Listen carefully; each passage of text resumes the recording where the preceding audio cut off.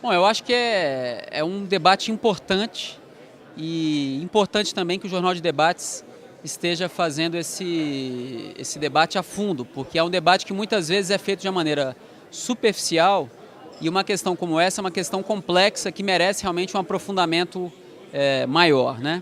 Então, assim, eu acho que é preciso começar a entender um pouco por que campos que passam esse debate sobre a não renovação do canal de televisão venezuelano, né? No caso a RCTV. Por onde que passa? Acho que existem dois campos aí que precisam ser melhor compreendidos e precisam ser melhor averiguados, precisam ser melhor avaliados, né? Com maior atenção. Que são quais são os dois campos nesse caso?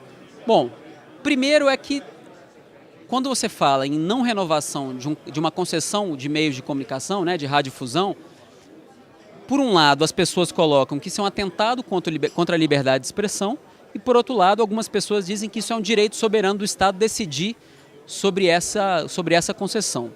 Então esses são os dois campos. No primeiro campo, no que diz respeito à liberdade de expressão, eu acho que precisa se avaliar nesse caso, em outros que passem por reflexões desse tipo, né, de não renovação, de concessões públicas, precisa passar a discussão de, a partir do momento que não se permite ou que não se renova uma concessão, o que fica, né? Ou seja, primeira questão, se sai um canal, está entrando um outro. E que outro canal é esse? Então essa reflexão precisa ser feita. Segundo, a gente está falando de um canal, mas e o resto do campo, o restante do campo dos meios de comunicação na Venezuela e nos outros países, né? A gente pode tratar especificamente da Venezuela, mas pode tratar de exemplos em outros países do mundo, né?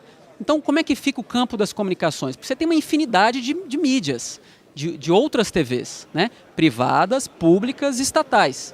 Então, quantas ficam, né? A gente está particularizando, está falando de uma, mas quantas ficam?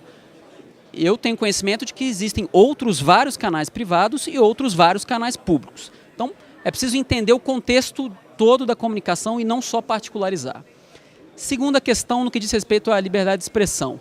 Quais são as outras ações que o governo, seja o governo da Venezuela ou em outro caso que a gente vai analisar, quais são as outras ações que esse governo está desempenhando, ou seja, está desenvolvendo no que diz respeito à comunicação? Por exemplo, é bastante claro já para as pessoas de que você aumentar a possibilidade de canais de diálogo e de reflexão, né, ele é importante para a liberdade de expressão. E aí você não pode pensar só nos canais, normalmente, os canais tradicionais, ou seja, os comerciais, os estatais públicos. E os outros, os universitários, os comunitários, os alternativos. Como que está essa situação hoje, por exemplo, na Venezuela? É preciso avaliar isso também, para fazer uma reflexão maior sobre esse caso. O que eu estou querendo dizer é que a gente não pode ficar só nesse ponto. A gente precisa entender o contexto que está em volta dessa questão para poder fazer um debate realmente aprofundado e contextualizado. Isso no campo da liberdade de expressão. E segundo, quando a gente fala sobre soberania dos estados decidirem sobre um canal ou não, a gente precisa entender quais são os critérios que estão em jogo, que estão sendo usados para se tomar uma decisão, se é soberano ou não, aí cada um vai ter a sua opinião, mas quais são os critérios, né? Ou seja, como o governo, no caso o Ministério das Comunicações ou o próprio Executivo, determinou que esse canal não seria renovado. Quais foram os critérios adotados? Se você pegar na história desse canal em particular, já que a gente está usando isso como ponto de partida para um debate maior, você vai ver que esse canal tinha sanções desde a década de 60, 70, se eu não me engano. Essas sanções passaram por diversos governos, né? Então, quais foram os critérios adotados por esse governo e outras situações parecidas? Como que se toma uma decisão se um canal deve permanecer no ar ou não? Se essa renovação é automática ou não? Ou seja, se ela é permitida ou não, né? Então, há que se analisar o histórico e os critérios que estão sendo colocados. E segundo quais são os pontos que foram permitidos tanto para o governo desempenhar a função, a opção, né, o colocado aí, a soberania sobre essa decisão, tanto em termos técnicos, jurídicos, né, legais, mas quais foram também os marcos jurídicos permitidos para o concessionário definir e fazer uma uma avaliação, a fazer uma defesa desse cenário. Né? Você tem que avaliar esse episódio também por esse ponto. Então, por exemplo, como funcionou isso na Venezuela? Né?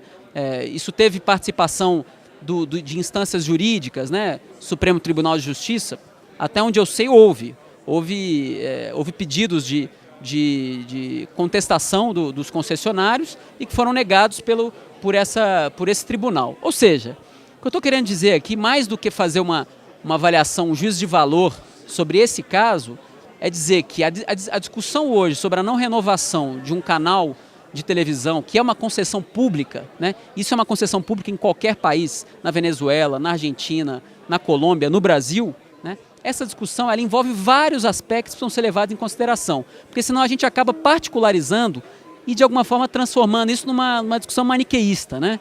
De liberdade de expressão e de outras questões, sendo que isso, obviamente, isso é fundamental, isso é importante, passa por isso também, mas não se encerra aí. É entender qual é o sentido da comunicação pública, né, e da comunicação das TVs, qual é o papel que as concessões públicas têm na sociedade e qual que é justamente a relação entre esses canais de TV, entre essas concessões, o governo e a sociedade. Eu acho que essa reflexão é muito importante, ela está crescendo não só em função desse caso na Venezuela, mas, por exemplo, em episódios como a criação da TV pública aqui no Brasil, né, uma recente lei criada no Uruguai, só para a gente fazer um panorama na América Latina, uma recente lei criada no Uruguai que determina que os canais, as rádios comunitárias têm praticamente a mesma estrutura legal, as mesmas condições, os mesmos direitos de uma rádio comercial normal, né? Então essa reflexão ela está pujante, ela tá muito forte agora e precisa ser feita a fundo. Não pode ser feita superficialmente, senão a gente a gente tende a cair e corre o risco de cair em posições maniqueístas e que muitas vezes não correspondem à realidade dos fatos.